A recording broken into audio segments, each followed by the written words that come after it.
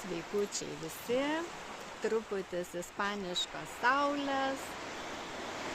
Esu dabar labai gražiam pliažiuke, bet noriu pirmiausia pasakyti apie tas vynuoges, kurias valgo ispanai per naujus metus. Jie ne tik valgo vynuoges, bet dar turi dėvėti ir raudonus apatinius. Tai čia yra turbūt viena pagrindinė jų tradicija. Tos vynuogės būna besėklės ir jas reikia valgyti labai greitai su kiekvienu dūžiu. Jie tiki, kad jos atneša laimę, atneša meilę, sėkmę naujuose metuose ir tai, manau, yra viena populiariausių jų tradicijų. Na, o aš šiandien esu šalia mūsų pačiam artimiausiam pliažiuke. Po visokių remontų čia vykusių, nežinau, kiek jie čia kažką pagerino, kiek ką, bet kiekvienam pliažiukui jie suteikia pavadinimą. Ir dabar mes esame šitam pliažiuke, kuris vadinasi Cala del Solitari. Kiekvienas tas pliažiukas dabar turi tą pavadinimą pritaikytą tiesiog pagal savo tą dvasią, tokią vadinamą, pagal visą tą kraštovaizdį.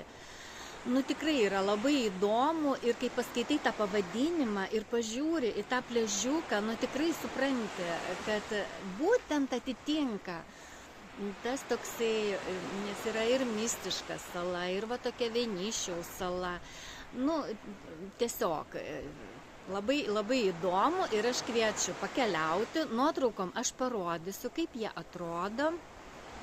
Ir pasimėgauti truputį saulę, nes šiandien jau diena šilta. Galima tikrai pasišildyti, pasimėgauti, ką aš ir darysiu. Ir kviečiu jūs pasižiūrėti šitos grožius.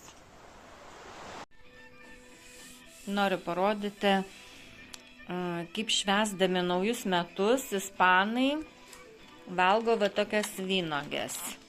Yra nurodytas netgi laikrodis ir kiekvieną dūžį suvalgo po vieną vynuogę. Tai čia yra tokia jų tradicija ir mes irgi laikomės. Jos yra taip sudėliotas gražiai. Aišku, galima ir taip nusipirkti, bet čia vaciukas pasirūpino. Taigi laukiam ispaniškų naujų metų 12 ir valgysim vynuoges.